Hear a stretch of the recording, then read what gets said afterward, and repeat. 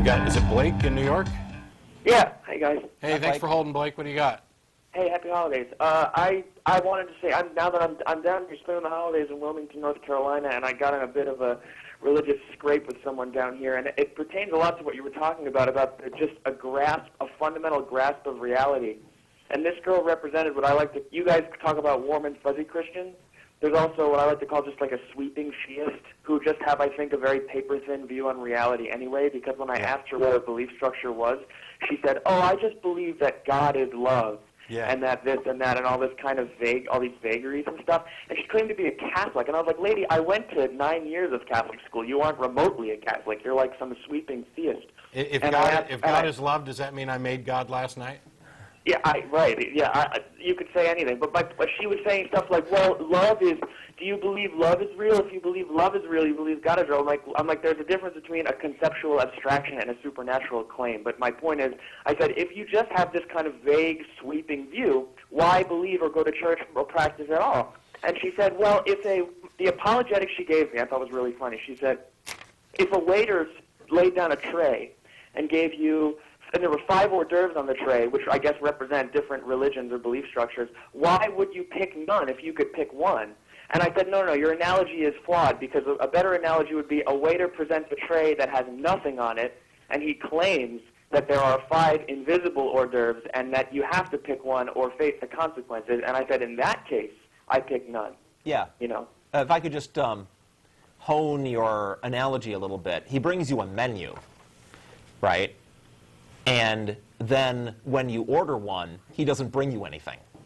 It may be the case that the waiter brings you a tray with a bunch of nasty things on it that you wouldn't possibly eat, and yet he lies to you and tells you that they're brilliant exotic recipes and delicacies that actually taste wonderful. And you take a bite of one, and it really doesn't taste that good. You don't understand why anybody would eat this. And well, obviously you have the palate of an unrefined individual, that type of thing. And if that's the case, rather than choosing which turd on the plate I'd like to eat, I think I'll say none. Yeah, and one last thing she said, another similar apologetic, which was I'm like, why on earth, if you were an omniscient, penetrating, all-knowing force of the universe, are you that insecure that you need to be worshipped and that you need to be pandered to, and that you're so petty that you're like, oh, I created everything and I'm all wisdom and I know I'm the alpha and the omega, but hey, you the pissant humans don't worship me, fine, you don't get to be in my secret club. I'm like, why would you care? And she's like, well, if if say I loved you and I showed you all kinds of love all the time, and I made you lunch every day and I folded your clothes, how would I feel if you didn't show me any love back? I'm like, no, again, your analogy doesn't stand. If there was an invisible person folding my clothes and making my lunch every day, but he's not then we would have something to talk about. But the invisible person is not clothes. It's somebody standing there telling you there's an invisible person folding your clothes, and you look down and the clothes aren't folded. Right, exactly. Or there's some housekeeper folding your clothes, and the invisible person, somebody else tells you the invisible person gets credit for the fact that they got folded. Oh, yeah. Right, and so like what you were talking about before, and it just comes down to like a grasp on reality and the natural world, and how I think people, they over time, when they're around a culture of enablers, like down here, like there isn't a lot of, like this lady was talking to me and I was asking her this stuff. She's 30 years old. She had never been asked these questions before in her life. Yeah. And I'm like, when you go that long in a culture of enablers, I think your grasp on, not just theology, take theology out of it, your grasp on reality becomes thinner, I think. Yeah. Hey, Blake, I'm going to go ahead and let you go because I want to hit a couple points, and we got more callers on the line, but thanks a lot for calling in. Okay, guys. See ya. Bye, Blake. Talking about that, people have written in and asked me before, how on earth could somebody like you, Matt, who clearly is a decent critical thinker, have possibly bought into this idea of God and religion for as long as you did? And that's the answer right there. Right.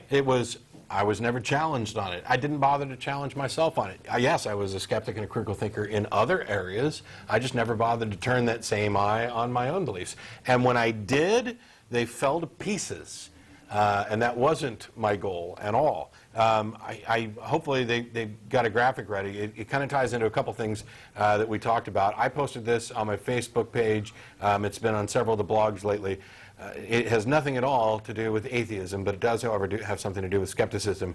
If you go on YouTube and do a search for Tim Minchin, that's M-I-N-C-H-I-N, and Storm, S-T-O-R-M, you will find a video that is Tim Minchin doing his beat poetry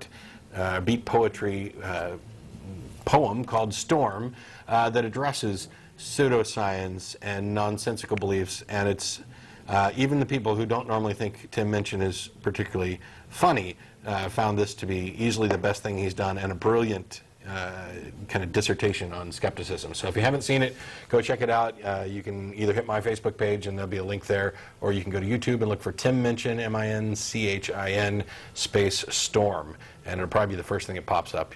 Somebody typed in the lyrics. It's terrible quality audio because we recorded at a live event, but it's well worth watching. There's captions, so. Yes. Yeah, the captions are necessary, but it is well worth watching.